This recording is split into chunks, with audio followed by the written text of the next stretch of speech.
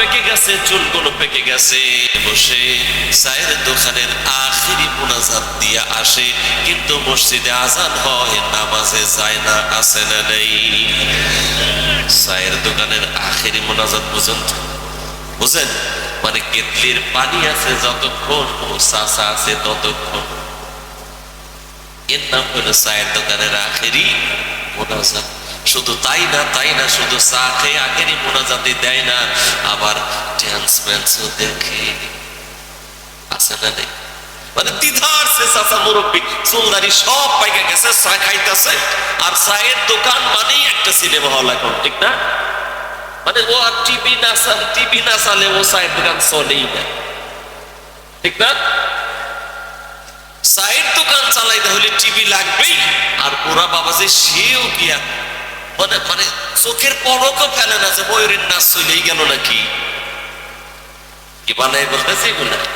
আছে না ভাই? আছে না? বাবা পায়ে ধরে বলি আমার বাপ দেন, এই যে চোখ আল্লাহ নিয়ামত, সব জায়গায় চোখ দেওয়া যাবে না বাবা, চোখ দেওয়া যাবে না। আর চায়ের দোকানদার বাইরে আছেন, একটু ওয়াজ টস চালায়েন, মুরব্বি টুরব্বি দেখলে কত নাচ টাচ দেখবেন, আপনি কিন্তু কবরের দিকেই যাচ্ছেন, ঠিক কিনা বলেন? আপনিও মরবেন, আপনিও মরবেন।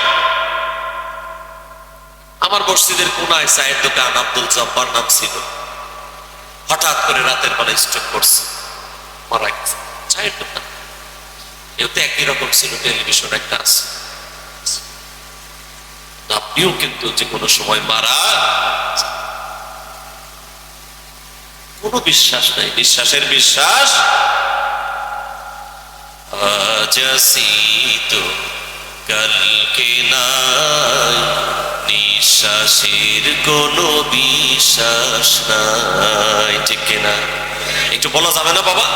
এই যুবক কার আছে 30-এর নিচে বয়স্কার কার? হাত তোলো।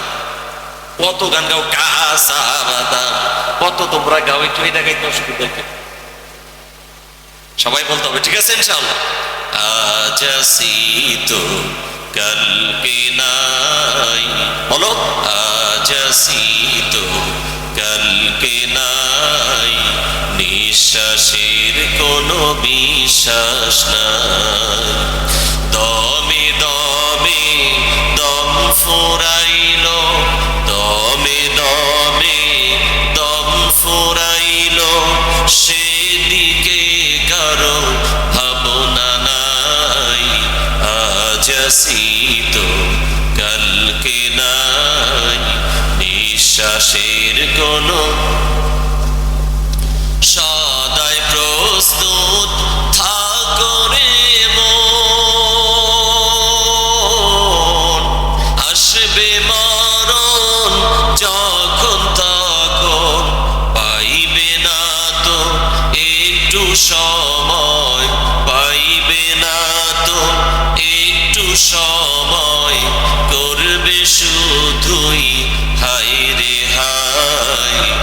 আজ আসি তো কালকে নাই, নিঃশ্বাসের কোনো বিশ্বাস নাই, ঠিক কিনা?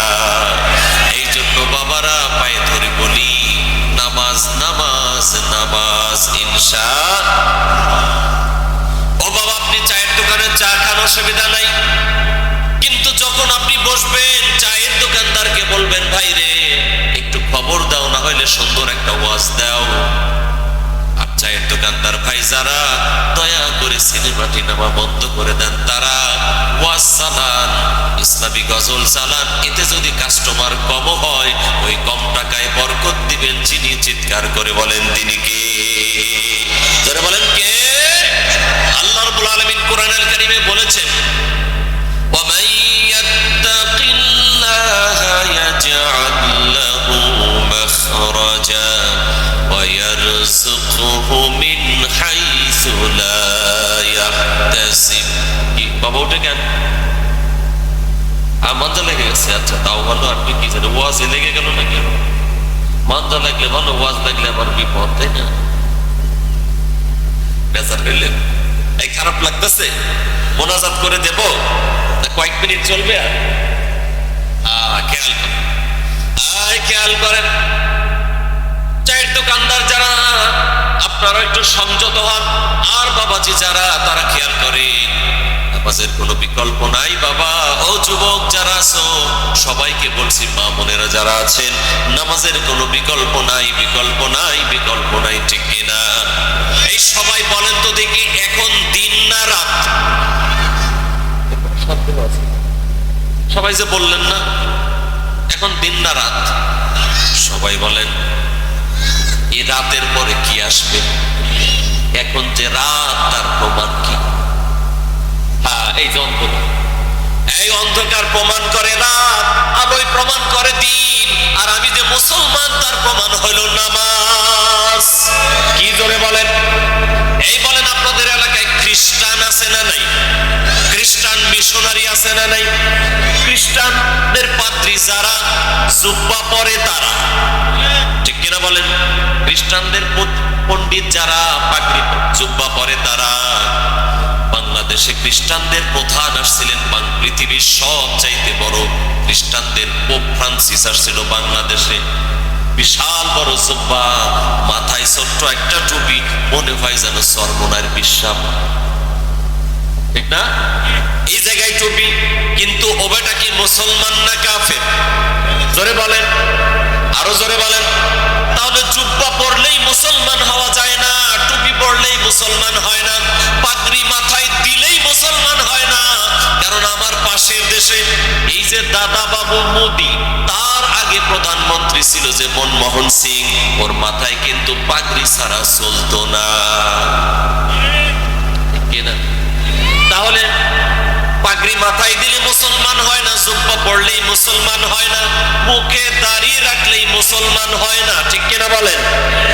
যদি দাড়ি রাখলেই মুসলমান হইতো, আমার ওই যে কবি রবীন্দ্রনাথ ঠাকুর, ওরে যদি দাড়িগুলা কুদাল দিয়া চাচা হইতো, 1.5 কেজির কম হইতো না। ওই বেটা মুসলমান না কাফের? করে বলেন। এখন আপনি দাড়ি রাখছেন, নামাজের ধার ধারেন না, কারণ আমি তো মুসলমান না। ধোকাবাজি বাবা, ধোকাবাজি। মুসলমানের পরিচয় হলো নামাজ, নামাজ, নামাজ, ঠিক কিনা?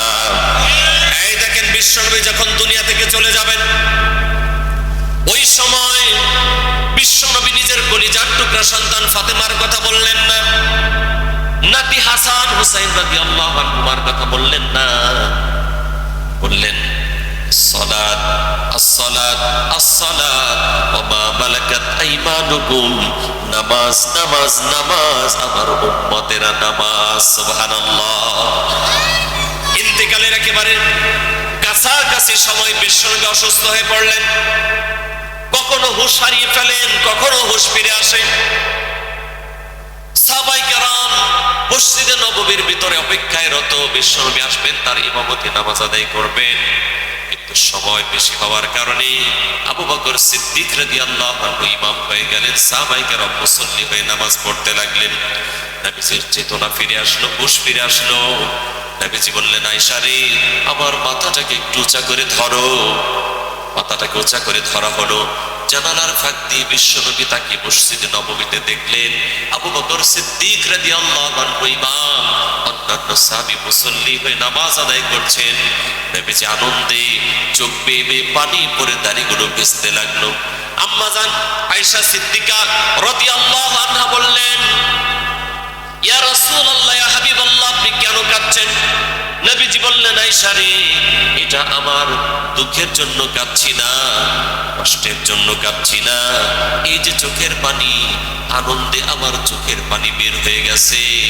এমন একটা সময় ছিল, এই নামাজের জন্য আমি কত কষ্ট করেছি, আর আজ আমার সাহাবায়ে কেরাম আবু বকরের ইমামতি জামাতের সাথে নামাজ আদায় করছে। সুবহানাল্লাহ।